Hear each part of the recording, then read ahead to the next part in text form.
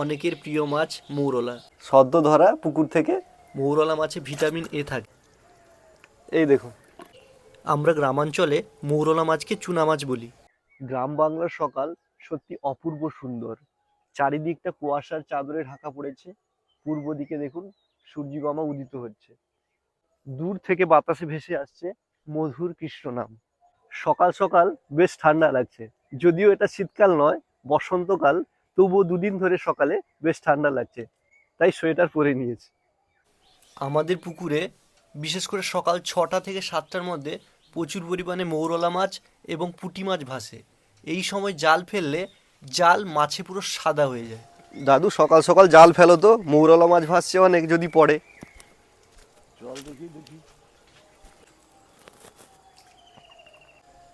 সকালে সোনার রবি পূব দিকে ওঠে, পাখি ডাকে, বায়ু বয়, নানা ফুল ফোটে।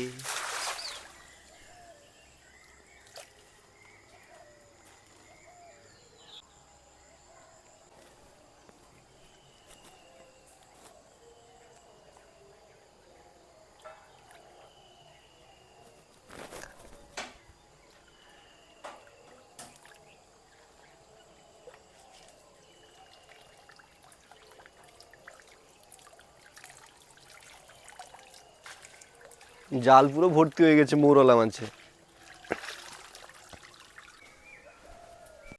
অনেকেই মৌরলা মাছ পছন্দ করে থাকেন।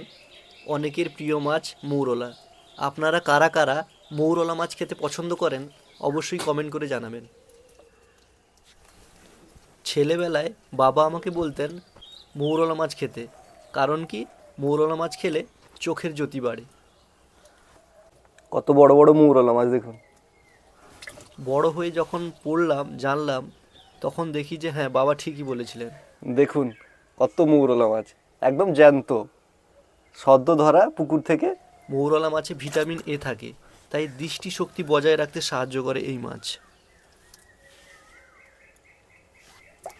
বাবা মাছ দেখেছে কত জ্যান্ত মাছ, একদম দেখেছো।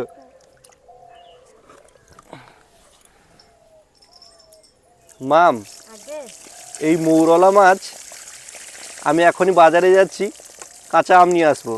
কাঁচা আম, মৌরলা মাছ আর কুমড়ো দিয়ে তুমি সুন্দর করে টক বানাও তো, খেতে খুব ভালো লাগে বলো। হ্যাঁ, এই সময় দেখেছেন? টক খেতে ভালো লাগে কাঁচা আম দিয়ে।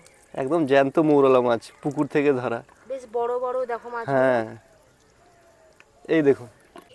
আমরা গ্রামাঞ্চলে মৌরলা মাছকে চুনা মাছ বলি।